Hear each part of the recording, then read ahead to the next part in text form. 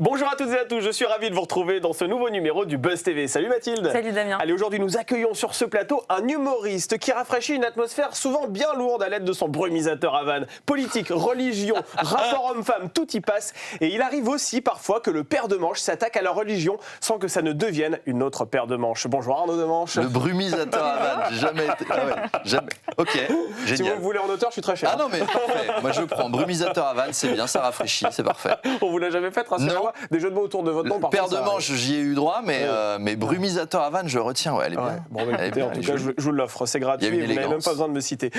Faut qu'on parle, c'est le titre du seul en scène que vous vous apprêtez donc à jouer au Casino de Paris. Ce sera ce samedi 15 juin, c'est dans 2 jours. Dans quel état d'esprit êtes-vous déjà à l'idée de monter sur cette scène qui est quand même mythique et sur laquelle sont montés de nombreux humoristes quand même de renom? Bah ouais, c'est très excité, hein. Je suis très excité, je suis enthousiaste à l'idée de le faire. La scène est mythique, il y a eu Dutronc, il y a eu Gainsbourg, il y a eu Plastique Bertrand, il y a eu tous les grands, quoi. Donc tu as envie de prendre la succession du truc. Et surtout, le spectacle, je pense qu'il est vraiment prêt pour être dans une salle comme ça maintenant. Ah oui, c'est vrai. Il est... je pense qu'il est calibré au millipoil pour que les gens passent une vraiment bonne soirée. J'ai viré tout le gras, maintenant c'est un rire à toutes les phrases. Donc, Nous, on a eu la chance de voir la captation à Saint-Étienne qui était déjà très drôle. Si vous nous dites que là, vous avez gardé la substantifique moelle de ce spectacle, j'ai viré le gras depuis. Alors, ce spectacle, je tiens quand même à le préciser, il est déconseillé au moins de 12 ans. Et généralement, personnellement, quand je regarde un film qui est interdit au moins de 12 ans, même si je suis un peu plus âgé, j'ai tendance quand même à sursauter de temps en temps. Est-ce que ça veut dire que votre spectacle va un peu me choquer, Arnaud de Manche ? Ça dépend qui vous êtes. Alors, il y a 2 raisons. D'abord, il y a des vannes, effectivement, qui ne sont pas pour les enfants, qui ne savent pas comment on fait un bébé. Et je préfère, je préfère être réglo avec les parents, que ça fasse pas des conversations trop compliquées dans la voiture en revenant. Et il y a aussi un truc, c'est qu'il y a quand même un passage sur la liberté d'expression, qui sont des concepts que les enfants, ils dorment en fait, quand ils ont 7 ans. C'est pas pareil que du jonglage ou de la trompette, c'est pas de la magie. Donc comme il y a un propos, même si c'est très marrant et très léger et qu'il y a plein de vannes autour, c'est des vannes autour d'un concept qui n'est pas un concept pour enfants. Mais si les enfants viennent... Bon, ils apprendront des trucs, ils ressortiront de là avec le droit de vote et ils pourront voter, le 30 juin et le 7 juillet. Ils pourront décider de l'avenir de ce pays. On a besoin des jeunes et tout. C'est 2 heures de bon moment, on est d'accord. Ouais, un peu moins maintenant. Je l'ai raccourci pour le Casino de Paris. Je l'ai amputé, il va faire 1h40 à peu près. 1h40. Ouais. Et ce n'est que du rire du début à la fin. Donc on va en parler en long, en large et en travers avec vous, cher Arnaud de Manche. Mais tout d'abord, je vous propose que vous découvriez les news médias présentés aujourd'hui par Mathilde Seifer.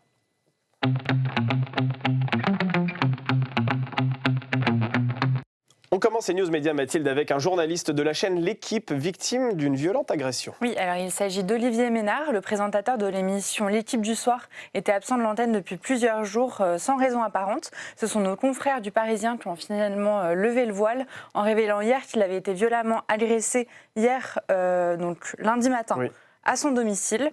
Après avoir été roué de coups dans le hall de son immeuble, il a porté plainte pour tentative d'homicide. En son absence, c'est son collègue Giovanni Castaldi qui le remplace. Et cette agression est d'autant plus troublante que dans la nuit de dimanche à lundi, les locaux de l'Équipe ont été vandalisés. Effectivement, on espère que l'enquête déterminera exactement les circonstances de cette agression. C'est vrai que l'exposition médiatique, elle peut être parfois assez risquée. Quoique, c'est vrai que tous les Français peuvent se faire agresser aujourd'hui, malheureusement. En fait, ça dépend des thèmes qu'on aborde. En l'occurrence, un journaliste sportif, je vois pas bien ce qu'il a pu dire. Allez l'OM, tout simplement. Oui, voilà. Je peux comprendre pour des leaders politiques ou syndicaux que ça plaise pas à tout le monde, mais effectivement, si ça se borne à aller l'OM ou vivre Monaco, il y a un problème. Vous avez déjà été victime d'une agression? Non, d'une agression jamais. Par contre, j'ai été victime de menaces. J'ai dû pointer au commissariat avant de jouer certains spectacles parce que je recevais des menaces. Parce que j'ai un passage sur le spectacle où je parle de l'extrême droite et que l'extrême droite n'a pas d'humour sur elle-même. Et que, en tout cas, c'est militant et que, dans certaines régions, ça ne passe pas. Et quel type de menaces vous recevez alors? On arrive pour te casser la gueule. J'avais J'avais des gars qui achetaient des billets, qui les cramaient exprès, qui m'envoyaient les vidéos ou qui déchiraient des photos. Et voilà, en général, c'est ceux qui ont une bio Twitter avec un drapeau français, une fleur de lys. On sait très bien qui c'est. Donc voilà, je suis très content que la secte Zemmour soit hors du coup maintenant et j'espère que... On pourrait se rallier au Rassemblement national, en tout cas une partie... oui, mais elle ne pèse plus rien. Donc j'espère que ces nervis-là, ils vont se calmer un tout petit peu et qu'ils vont comprendre qu'on vit dans un état de droit. Pour l'instant, clairement, il y en a pour qui c'est pas le cas. Mais est-ce que ça vous inhibe lorsque vous montez sur scène et que vous savez que potentiellement vous êtes victime de menaces? Vous y pensez quand même quand vous Tu y penses toujours parce qu'il y a une sécurité qui est jamais très loin. On les croise avant de monter sur scène. Moi, j'ai un spectacle, encore une fois, qui parle de liberté d'expression. Il y a des gens qui sont hostiles dans ce pays, clairement. Mais bon, voilà, ça m'arrive qu'il y ait des gens qui interviennent pendant le spectacle pour me dire qu'ils ne sont pas d'accord. Ah oui. Mais dans ces cas-là, je gagne parce que c'est moi qui ai un micro. Donc, de toute façon, rien que pour le volume. Et à ce moment-là, vous avez la répartie. J'ai la répartie parce que je sais un peu ce qu'ils vont me dire à chaque fois. En général, ils disent c'est pas vrai. Manque de bol, je fais rien sur scène sur lequel je me sois pas renseigné de multiples fois. Donc c'est des sujets qui sont maîtrisés. d'aller voir un humoriste avec lequel on n'est pas spécialement d'accord. Oui, c'est des trucs que je comprends pas. On est là pour rigoler. Après, voilà, c'est quand même assez mineur comme genre d'incident parce que tu l'as dit quoi, les gens viennent pas voir un spectacle quand ils détestent le gars à l'avance. Sûr. On paye un peu la place quand même. Voilà. Et donc ça m'arrive assez rarement, mais ça m'est arrivé d'avoir des vraies menaces. Quand tu vas au commissariat pour dire j'ai besoin d'une protection policière ce soir, ça fait drôle. Tu te dis je fais juste des blagues. Surtout en France, quoi. C'est ça qui est grave, effectivement. On poursuit ce journal des médias, Mathilde, avec vous, avec le retour prochain de Patrick Sébastien à la télévision. Oui, et alors c'est Cyril Hanouna qui l'a annoncé sur le plateau de Touche pas à mon poste mardi soir. Patrick Sébastien a déjà été à l'honneur à plusieurs reprises sur C8, avec des rediffusions du Grand Bluff, du plus grand cabaret du monde ou encore des Années Bonheur. Mais là, il devrait s'agir d'un prime diffusé à l'automne prochain et donc produit par Cyril Hanouna. Il lui a d'ailleurs donné carte blanche en disant qu'il y ferait ce qu'il voudrait. Et il ne souhaitait même pas gagner d'argent apparemment sur ce prime. Patrick Sébastien a quant à lui avancé que l'émission serait déjantée. Il ne va pas en gagner de l'argent, mais il va sans doute aussi en beaucoup en dépenser parce que les primes de Patrick Sébastien sur France 2, ça coûtait cher. C'est la raison pour laquelle ça s'est arrêté, le plus grand cabaret du monde quand même. Vous aimeriez avoir votre propre émission à la télévision, voire même, j'ai envie de dire, faire partie d'une bande à la télévision comme je fais un peu partie d'une bande le matin sur RMC. J'ai la chance d'avoir un esprit de troupe autour de la table. Avoir ma propre émission, moi j'ai eu les Gérard, ça m'a bien plu. Aujourd'hui, on ne pourrait pas refaire un truc pareil. Mais une émission un peu type podcast, comme on fait maintenant, ça j'y réfléchis, je suis en train de la mettre sur pied. Après on verra si j'arrive à la vendre, mais j'ai un projet dans les cartons en tout cas. En tout cas, le groupe auquel vous appartenez avec RMC, le groupe Altis, propose aussi des podcasts. Ça pourrait être quelqu'un qui demande. Ça, on verra. Moi, je veux le faire pour moi déjà. Et puis, on verra si ça les intéresse. Je vais leur montrer un pilote et puis on verra si ça les branche. Évidemment, un podcast d'humour, j'imagine. Forcément ou pas forcément. Ce sera marrant, mais le but est d'avoir une émission avec quand même des gens qui ont des trucs intéressants à dire. Ça peut pas être une grosse chronique. Mais oui, il y aura des invités et de l'accueil. Avec un ton marrant, quoi. Moi, j'ai une vraie nostalgie du ton 90s qu'on n'a plus tellement, de l'infotainment. À la sauce Grand Journal, c'est ça? Ouais, un peu. Alors, en moins... comment dire, avec moins de reportages et moins de trucs comme ça, parce que j'aurais pas les moyens, mais oui, la sauce... Même Petit Journal à l'époque. Fogiel, le Petit Journal de l'époque, etc. C'est des références qui, générationnellement, ça me parle. Et je trouve que c'est un ton qu'on n'a plus. Donc j'aimerais bien remettre un truc comme ça, On parlait de Cyril Hanouna, vous avez travaillé avec lui, je crois. Travaillé avec lui, en tant qu'auteur puis en tant que chroniqueur. Oh là là, ça date. Ça date, c'était à l'époque de C'était il y a 10 ans. C'était il y a 10 ans. Et vous en gardez un bon souvenir? J'en garde un souvenir mitigé parce que c'était pas mon truc. C'est-à-dire, je reconnaissais la qualité de l'émission à l'époque. Elle était réalisée par un pote. J'avais des potes dans les chroniqueurs. Je m'entendais très bien avec Bertrand Chameroy, Jean-Luc Lemoyne, Enora Malagré, Christophe Carrière. C'était des gens avec qui je m'entendais vraiment bien. Cyril et moi, on avait plutôt de bons rapports. Maintenant, c'était pas ma cam, quoi. Moi, je suis un gars qui a besoin d'écrire ses vannes, qui a besoin de travailler son texte et tout. Là, il fallait réagir à chaud, être dans c'est pas mon truc. Il y a des gens, ils sont faits pour ça. Moi, je suis pas marrant dans les dîners. Je suis marrant quand j'ai travaillé ma chronique. Il faut que vous écriviez. Je suis pas forcément dans l'impro à l'instant T. Non, je suis pas un mec de répartie. Donc, c'était pas ma cam et du coup, on s'est quittés bons amis et voilà. Très bien. Eh bien, on termine avec le chiffre du jour. Vous avez choisi le 1,9. Oui, alors c'est le nombre en millions de téléspectateurs à s'être réunis devant la demi-finale du concours culinaire Top Chef, diffusé hier soir sur M6. Et alors, même si l'audience reste en dessous de la barre des 2 millions de téléspectateurs, elle se maintient d'une semaine à l'autre. Donc l'émission continue de réunir environ 9% du public et près de 20% de la cible des femmes responsables des achats de moins de 50 ans. Vous êtes un bon cuisinier, vous, Arnaud Demanche? Je m'y mets de plus en plus. C'est vrai, vous avez le temps de cuisiner avec la matinale d'RMC? Non, je fais ça pendant les vacances, mais ouais, je me défends. C'est vrai, vous êtes un gourmet. Vous êtes un gourmand aussi? Non, mais j'aime bien la bonne bouffe. Après, voilà, je suis comme tout le monde, j'ai des journées chargées, je mange rapidement au déjeuner. Ouais, mais pourquoi vous prenez pas de poids? C'est ça qui est fou. Enfin, pardon, mais ça se voit pas que vous mangez rapidement au déjeuner. Il y a plusieurs trucs. Déjà, j'ai un métabolisme qui crame tout. Je suis un ancien anorexique, donc ça n'a pas aidé les choses. Ah oui, effectivement. Et puis, je suis un mec pressé, donc je dépense énormément d'énergie. Je suis un stressé, donc je dépense beaucoup d'énergie. Vous êtes un ancien anorexique, alors? Ouais. J'en parle de plus en plus, là, on m'interroge de plus en plus là-dessus, parce que j'ai fini par en parler. Mais ouais, je suis passé par là, ouais. C'était lorsque vous étiez adolescent? En fait, non, ça a démarré même plus tôt. Je crois que j'ai commencé à 3 ans à arrêter de m'alimenter normalement. C'est mes parents qui m'ont dit ça. Je n'ai pas de souvenir de pourquoi. Ouais. Mais juste après, j'ai eu une relation conflictuelle avec la bouffe qui a duré un petit moment. Et puis à 35 ans, je me suis dit, allez, il faut mettre un terme sur ce qui se passe. Moi, je pensais juste que j'étais maigre et je suis allé voir un médecin puis un psychiatre qui m'ont tous dit non, c'est de l'anorexie, ça, mon gars. Simplement, l'anorexie, dans l'inconscient collectif, c'est des gens, c'est des filles déjà, ça n'existe pas chez les hommes. Vous avez raison, on pense que c'est et c'est des filles qui, en gros, veulent être comme Kate Moss et disent je suis trop grosse, dès qu'elles mangent un petit poids. Moi, c'était pas le cas du tout, mais en fait, il y a différentes formes d'anorexie, ça a plusieurs racines, ça a plusieurs manières de se développer. Et donc, quand j'ai compris que j'avais ça, c'est déjà devenu plus facile d'en sortir. Quand tu mets les mots sur quelque chose, après, il y a des recettes pour... le terme est bon, je trouve. Il y a des recettes, des astuces pour s'en sortir. Tu les mets en place si tu es psychologiquement prêt. Moi, je l'étais, parce que j'avais envie d'en sortir. Ouais. Et quand tu décides d'en sortir, assez étonnamment, ça va très vite. Vous avez trouvé les racines du problème? Vous avez fini par... Non, je sais pas, mais ça m'intéresse pas. Ouais. Ce qui m'intéressait, c'était d'en sortir. J'ai pas besoin de faire une psychanalyse pour comprendre. Vous êtes tombé très bas en termes de poids? Ah oui, je suis tombé à 2 kilos de ce que l'OMS qualifie comme état de famine. J'avais regardé à l'époque. Ah ouais, donc vous pesiez combien à cette époque? Je suis descendu à 54-55 kilos pour 1m83, c'est pas beaucoup. Ah ouais, là, à ce moment-là, effectivement, là, vous êtes en danger de mort, clairement. Je suis pas en danger de mort, mais je vais pas bien. Par contre, je suis pas très loin de l'hospitalisation. Vous êtes faible, Je suis très faible. Bon, en tout cas, là, vous êtes en chair en os devant nous. Maintenant, je regarde Top Chef et tout va bien. Et vous regardez le meilleur pâtissier et Casino de Paris. Je suis en mesure de faire un Casino de Paris. Qui en une demi-heure, dans 48 heures. Et là, vous allez bien vous alimenter parce qu'il va falloir beaucoup d'énergie. Il va falloir bosser, Mais bon, ça va, j'ai l'habitude. J'ai une matinale et une tournée en même temps. C'est pas un Casino de Paris qui va me faire peur. Exactement. Et le Casino de Paris, on en parle tout de suite dans l'interview du Buzz TV.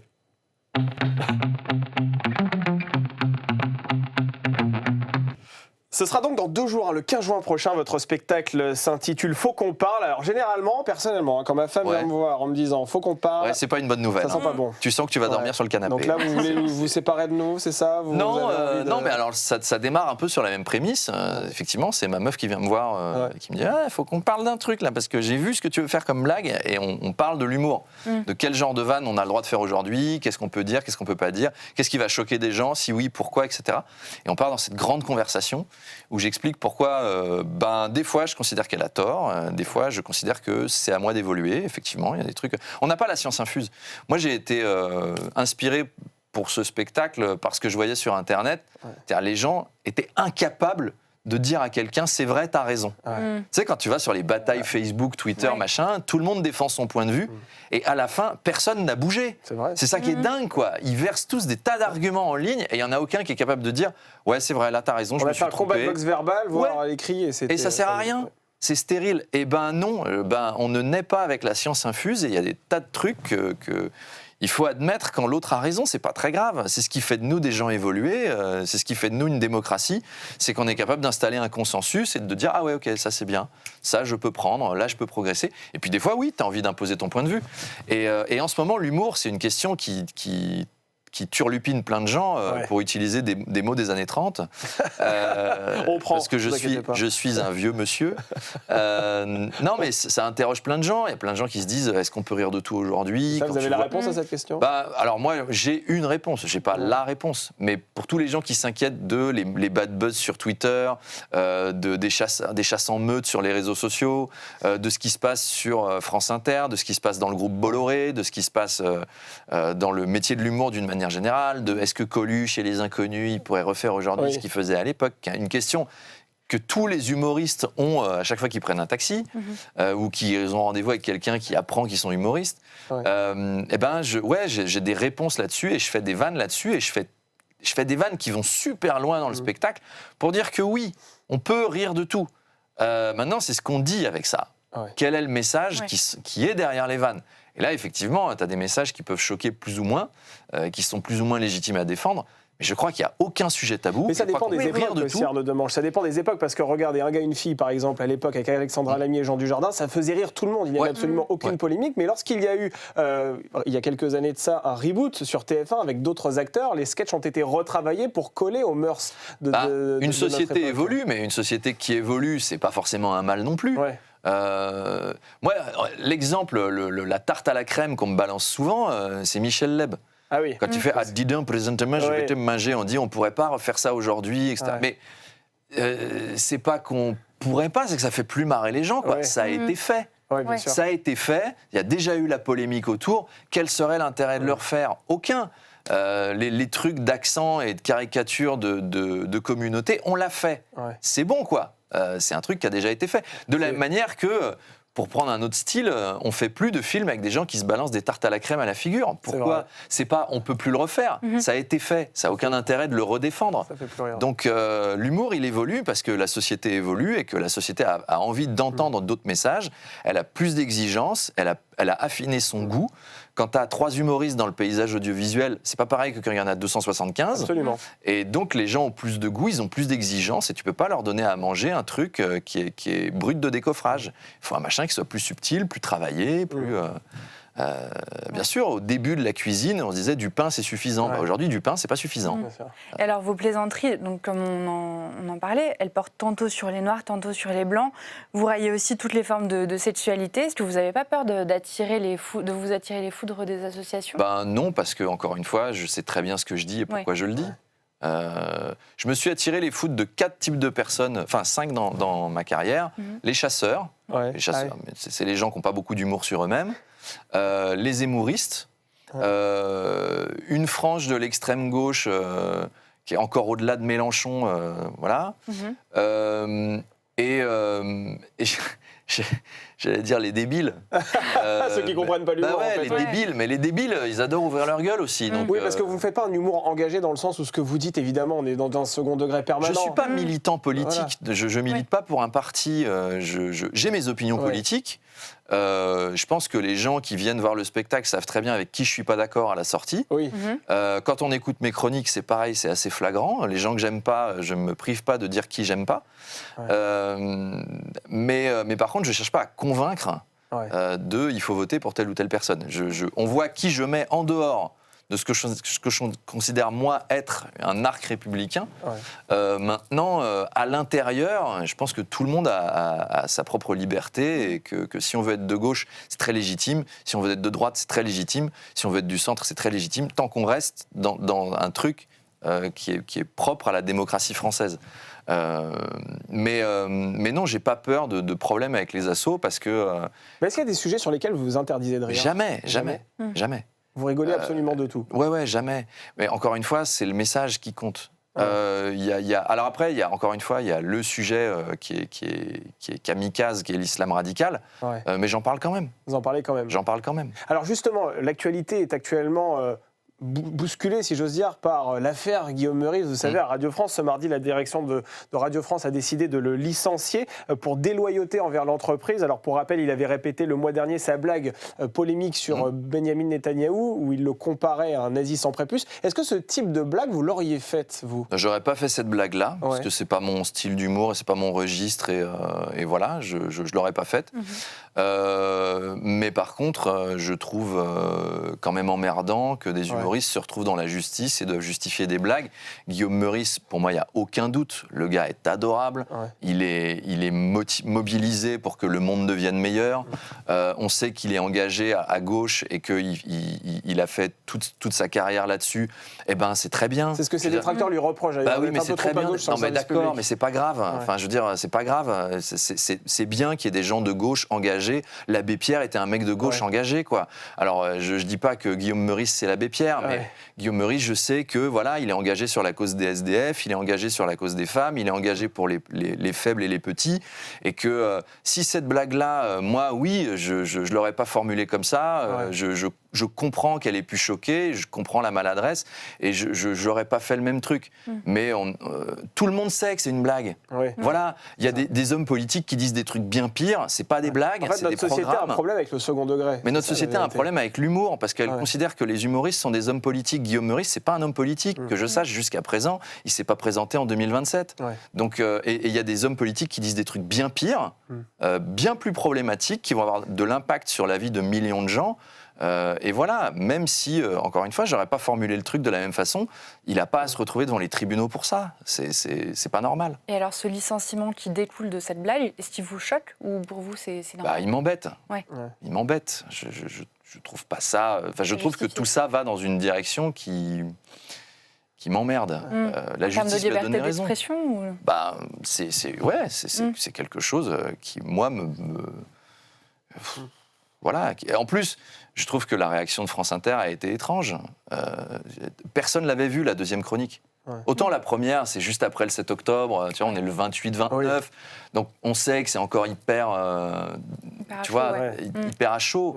Là, la deuxième, il dit juste « nan, c'est moi qui ai raison, la justice, elle a gagné ». Enfin, tu comprends ce qu'il fait. Y a pas, tout le monde voit bien que c'est pas une deuxième couche, que c'est juste un espèce de règlement de compte avec la direction.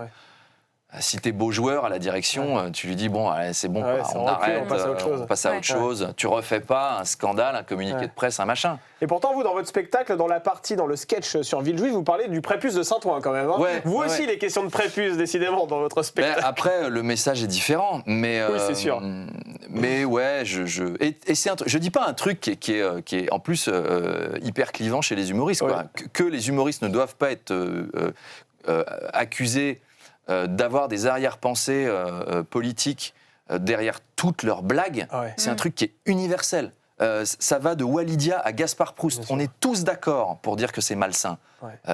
Les humoristes ne doivent pas être traînés en justice parce qu'ils font des blagues. Parce que quand on écoute une chronique d'humoriste et qu'on voit un spectacle d'humoriste, on sait qu'on laisse son cerveau à l'entrée. Tout ça n'est pas à 100% sérieux. Il y a de l'outrance, il y a du second degré, il y a de la mauvaise foi, il y a quelque chose d'irrévérencieux et d'excessif, et que c'est la règle du jeu. C'est la règle du jeu. Encore une fois, il n'a pas fait ça dans un meeting politique. Alors hier, nous recevions sur ce plateau à votre place quelqu'un que vous connaissez très bien, qui travaille également sur RMC, votre radio. Il s'agit de Daniel Riolo, le présentateur de l'Afterfoot. Il avait une question à vous poser, je vous propose de la découvrir. Arnaud, il t'arrive souvent le matin de faire une petite référence à l'After. Merci d'abord, bravo à toi, pour ton imitation de Gilbert notamment. Ça, tu fais ça bien. Pardon de te dire que l'imitation de Gilbert, c'est assez banal. Vous êtes beaucoup à bien la faire, bon, t'es fort, mais moi, ça marche pas. Personne n'a jamais réellement réussi à m'imiter. Je t'encourage à progresser. Ma question, tu comptes prendre des cours, tu veux qu'on se voit pour que je t'aide à te perfectionner, parce qu'il manque encore un petit truc quand même. Il est déçu de l'imitation que vous faites de lui. Parce que moi, je ne suis pas imitateur. Donc, je prends deux clowns. Donc, je prends celui qui est excité, celui qui ne l'est pas. Mais s'il veut qu'on se voit pour que je travaille sa voix et qu'il y ait des petites astuces et des petits machins... Il n'est pas facile à imiter. Mais non, mais en fait, je n'ai même pas essayé. Je fais, tu sais, parce que je voulais juste l'écart de volume entre les deux. Mais après, il a raison. Si je veux un truc encore plus marrant, il faut qu'il y ait du détail. Donc, on va se voir. Daniel. Alors, vous êtes sur RMC, je le disais tout à l'heure, vous y êtes tous les jours, hein, donc c'est 7h30 pour la première... 7h20 et 8h20. C'est tous les jours deux manches, et deux manches pirates, le face-à-face. Quelle est la différence entre les deux chroniques? Alors, la première, c'est sur l'invité d'Apolline qu'elle recevra à 8h30, et la deuxième, c'est plus générique. C'est plus générique, c'est ça. Et là, c'est sur la... Mais tu vois, là, on parlait de liberté d'expression tout à l'heure. Là, pour le coup, moi, j'ai une radio qui me défend là-dessus. Ah oui, Ah ouais, ça c'est RMC. RMC, ils sont quand même très très cool avec moi. À aucun moment ils sont venus relire une chronique. Non, j'ai été convoqué une fois dans les bureaux de la direction pour parler de l'éditorial et ils m'ont dit va plus loin. Ah oui. Donc, vous ont demandé même à pousser le bouchon un peu plus loin. On dit pousse le curseur. C'était dans les 3 premiers mois où je suis arrivé. Ils m'ont dit tu peux te lâcher vraiment. On te défendra quoi qu'il arrive. Et ben c'est super agréable de travailler dans un contexte comme ça. Donc vous y serez encore la saison prochaine ? On discute. A priori c'est plutôt bien parti. Donc, en tout cas, moi, de mon côté, j'ai dit OK. A priori, ça va. A priori, on est d'accord sur le papier. Il reste qu'à poser la signature. Oui, c'est ça. On est d'accord sur le papier. Vous avez longtemps travaillé aussi avec Nicolas Canteloup. On voyait votre nom au générique d'ailleurs à la fin de C'est Canteloup sur TF1 avec Philippe Cavrivière d'ailleurs, mais je crois à ma connaissance qu'on ne le voit plus. Voilà, Laurent Vassillan également. Ah non, j'ai arrêté. Vous avez arrêté il y a un moment, ouais. Et vous préférez écrire pour vous ou écrire pour les autres ? C'est pas la même mécanique. Écrire pour les autres, c'est plus reposant. Ouais. Déjà parce quand on a fini d'écrire, on envoie et puis voilà. Et surtout, on n'a pas à défendre le truc à l'antenne. Et si jamais il y a un dérapage ou un machin, un truc, une vanne qui passe pas, c'est pas de notre faute. Absolument. Et par contre, c'est exactement le revers de la médaille. C'est vachement plus excitant d'être à l'antenne. C'est très stimulant. On défend ce qu'on a envie de dire et c'est un plaisir de prendre les rires pour soi. C'est quand même assez chouette. Et là, vous allez les prendre pour vous. Ce sera donc le samedi 15 juin au Casino de Paris pour votre spectacle Faut qu'on parle. Merci beaucoup, Arnaud Demange, d'avoir été notre invité. Le Buzz TV revient demain avec un nouvel invité. Je vous souhaite une excellente soirée sur le Figaro TV.